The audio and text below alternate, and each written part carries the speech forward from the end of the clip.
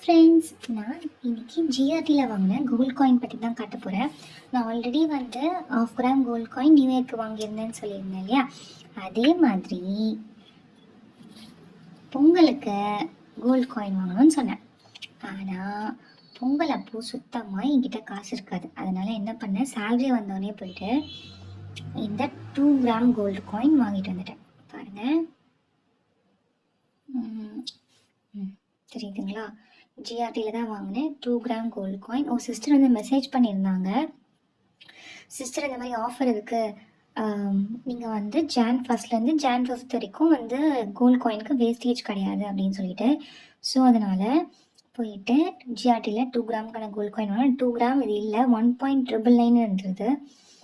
சரி, ஓகே அப்படின்னு சொல்லிட்டு இது வந்து வாங்கிட்டு வந்தாச்சு.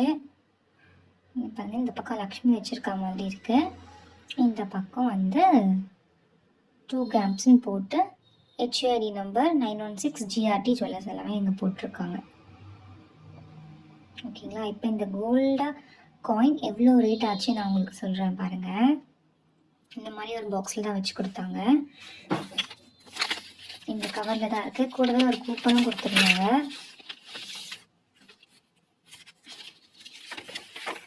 இங்கே பாருங்கள், இது வந்துட்டு பார்த்தீங்கன்னா இந்த கோல்ட் காயின் வந்து அன்றைக்கி ரேட் வந்து 7215 ரூபா.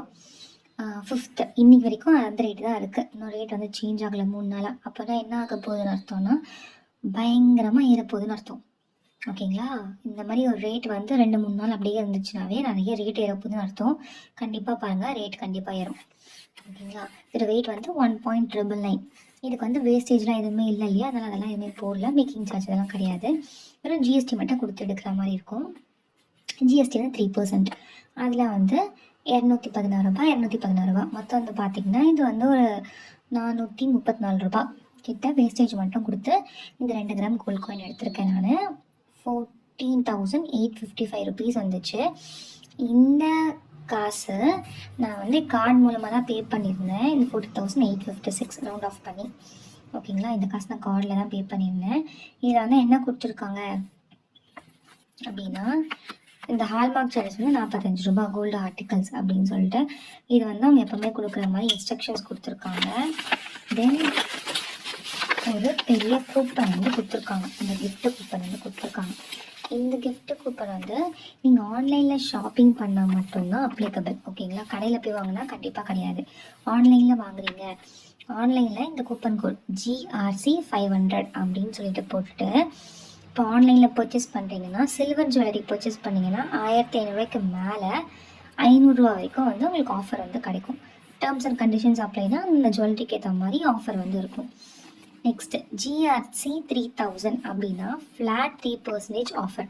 கோல்டு நீங்கள் வந்து பர்ச்சேஸ் பண்ணுறீங்க ஜுவல்லரியா அப்படின்னா 25,000க்கு மேலே வாங்கினீங்கன்னா அதிகபட்சம் உங்களுக்கு டிஸ்கவுண்ட் எவ்வளோ ஆகும்னா 3000 ரூபா டிஸ்கவுண்ட் ஆகும்.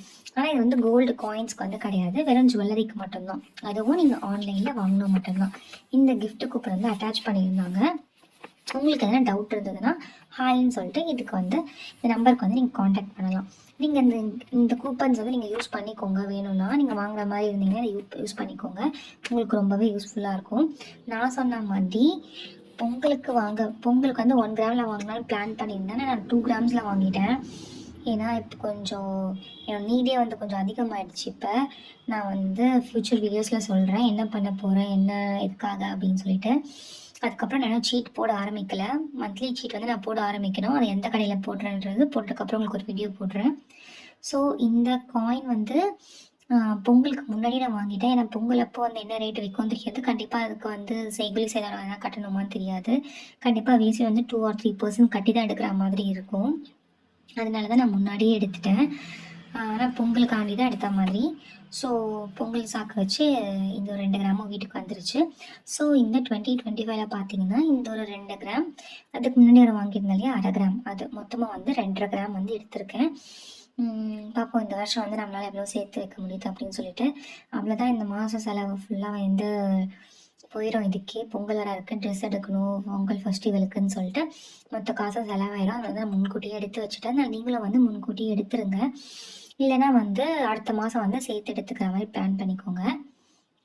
ஓகே ஃப்ரெண்ட்ஸ், இதுதான் வந்து நான் வாங்கின கோல்ட் காயின். உங்களுக்கு பிடிக்கும் நம்புகிறேன். இந்த வீடியோ பிடிச்சிருந்ததுன்னா ப்ளீஸ் லைக் பண்ணுங்கள், ஷேர் பண்ணுங்கள், மறக்காமல் சேனலை சப்ஸ்கிரைப் பண்ணிவிடுங்க. இந்த மாதிரி நீங்களும் சேவ் பண்ணி குட்டி குட்டி குட்டி குட்டியாக சேவ் பண்ணுங்கள்.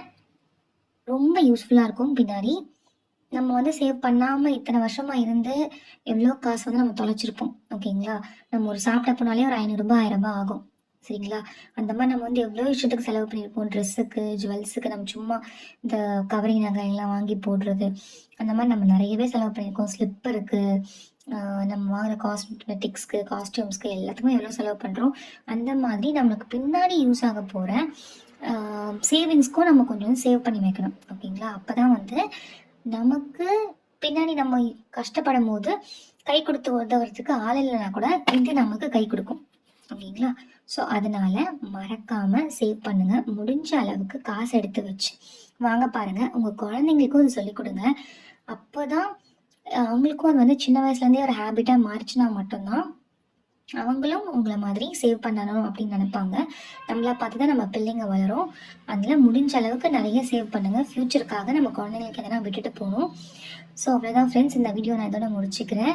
நெக்ஸ்ட் வீடியோ பார்க்கலாம். இதே மாதிரி யூஸ்ஃபுல் வீடியோஸ் வேணும்னா please like, share and subscribe. மறக்காமல் அந்த சப்ஸ்கிரைப் பட்டனை ப்ரெஸ் பண்ணிவிடுங்க. Okay, bye friends. தேங்க்யூ.